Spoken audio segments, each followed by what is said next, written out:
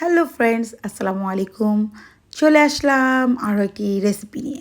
বলেন তো এগুলো কি? নিশ্চয়ই বুঝে গেছেন এত এত বাবল দেখে। হ্যাঁ, ঠিকই ধরেছেন, আচার। আমের দিন আর একটু আমের আচার বানাবো না, তা কি হয়? তবে যাই বলেন তাই বলেন, মনটা আমার অনেক খারাপ। বিকজ এবছর আমি আম তেল বানাতে পারিনি।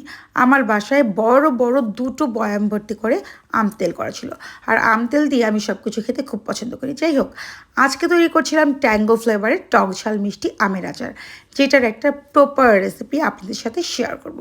আই থিঙ্ক সো যারা আচার লাভার আছেন, আমার এই রেসিপিটা ফলো করে যদি আচার কুক করেন, খুবই মজা লাগবে। অবশ্যই আমাকে থ্যাঙ্কস দিতে বাধ্য হবেন। অ্যাট ফার্স্ট দিয়ে নিলাম হাফ লিটার পরিমাণ সর্ষের তেল। এটা আমাদের ক্ষেতের খাঁটি সর্ষের তেল। তাতে দিয়ে দিলাম অনেকগুলো শুকনো মরিচ, কয়েক টুকরো দারচিনি, তেজপাতা, আর বেশ 10-12টা পরিমাণ শুকনো মরিচকে কেটে বিচি ফেলে রেখেছিলাম, সেটা 5 ফোড়ন। আর হলুদ সরিষা, মানে রাই সরিষা অথবা সাদা সরিষা যেটাই বলেন, এটাকে দিয়ে মৃদু ফ্লেমে আস্তে আস্তে ভেজে নেবেন। কোনোভাবে যেন এই গোটা মশলাগুলো পুড়ে না যায়। ভাজতে হবে, বাট পোড়ানো যাবে না। আচারের এটাই মেইন ট্রিপস। তারপরে প্রায় 2 কাপ পরিমাণ রসুনকে আমি থেতো করে নিয়ে দিয়ে দিলাম। আর রসুন দিলে কিন্তু এরকম বাবল উঠবে, ভয় পাওয়ার কিছু নেই। আর আচার তৈরি করতে হলে সব কিছু, চামচ, ফ্রাইং প্যান, হাত পা যা কিছু আছে সব কিছু নিজের ক্লিন রাখবেন, পানি মুক্ত রাখবেন, এবং খুব সুন্দর করে আচারের কাছে দাঁড়িয়ে আচারটা তৈরি করবেন। আর তাতে দিয়ে দিলাম 1 টেবিল স্পুন পরিমাণ আদা বাটা। আদা বাটাটা অবশ্যই করে দিবেন, এটা দিলে কিন্তু টেস্টটা অনেক অংশে বেড়ে যায়। আদা বাটাটা দেওয়ার পরে একটু ভেজে নিলাম। আর এখানে হলুদ সরিষা আর কালো সরিষাটাকে ভালো করে ধুয়ে আমি পানি ঝরিয়ে শুকিয়ে তারপরে সাদা সিরকা মানে হোয়াইট ভিনেগার দিয়ে খুব সুন্দর করে শিল নোড়াতে বেটে নিয়েছিলাম। এটাও দিয়ে দিলাম। এটা দিয়ে এটাকেও একটুখানি ভেজে নিলাম। তবে সর্ষে কিন্তু বেশিক্ষণ সময় ভাজা যাবে না, ভাজলে কিন্তু তেতো হয়ে যাবে। জাস্ট কোনো রকম মেল্ট হয়ে গেলেই এর মধ্যে অ্যাড করে দিব এই আমের প্রিপারেশনটা। এখন শেয়ার করি এই আমটাকে কীভাবে প্রিপারেশন করে রেখেছিলাম।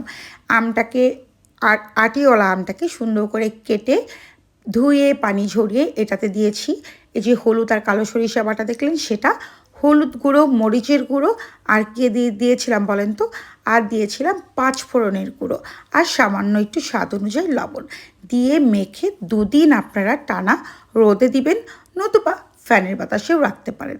ডিপেন্ড করছে আপনাদের পরিবেশের উপরে। আর এই প্রিপারেশনটা করে আচার বানালে আচারের টেস্ট, স্বাদে, গন্ধে অতুলনীয় হয়। লংজিভিটিও কিন্তু অনেকাংশে বেড়ে যায়। আর এবার স্বাদ মতো দিয়ে দিলাম খানিকটা লবণ, কারণ লবণটা কিন্তু আগেই প্রিপারেশনের সময় একবার দিয়েছিলাম, তাই একটু বুঝে শুনে দিবেন। দিয়ে একটু নেড়েচেড়ে নিচ্ছি।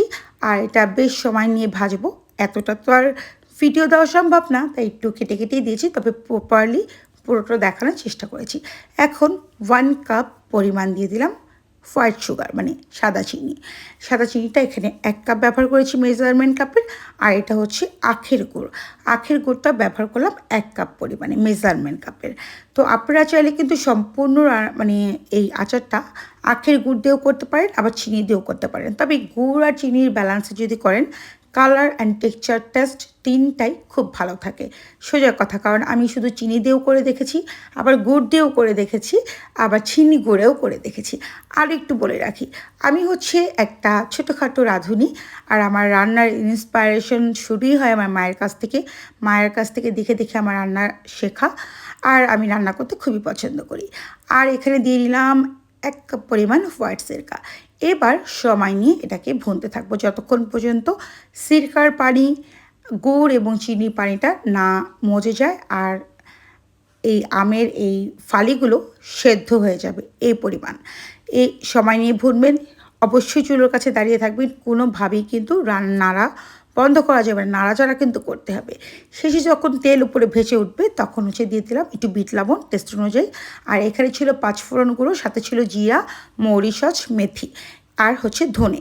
এগুলোকে হালকা মিডিয়াম টু লো ফ্লেমে একটু টেলে নিয়ে এটাকে গ্রাইন্ডারে গুঁড়ো করে রেখেছি।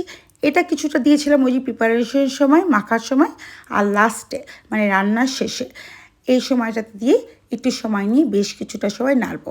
এটাতে থেকে কিন্তু এই যে দেখেন তেল উপরে উঠে এসেছে।